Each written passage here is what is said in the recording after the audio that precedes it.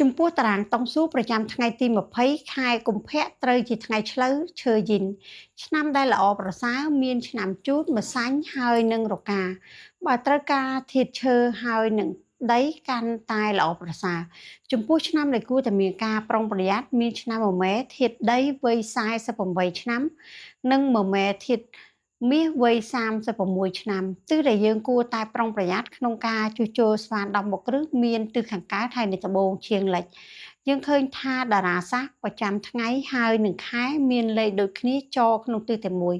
មានន័យថាទិសណាល្អគឺល្អខ្លាំងទិសណាដែលមិនល្អយើងគួរតែបំរុងបង្ការការពារជាពិសេស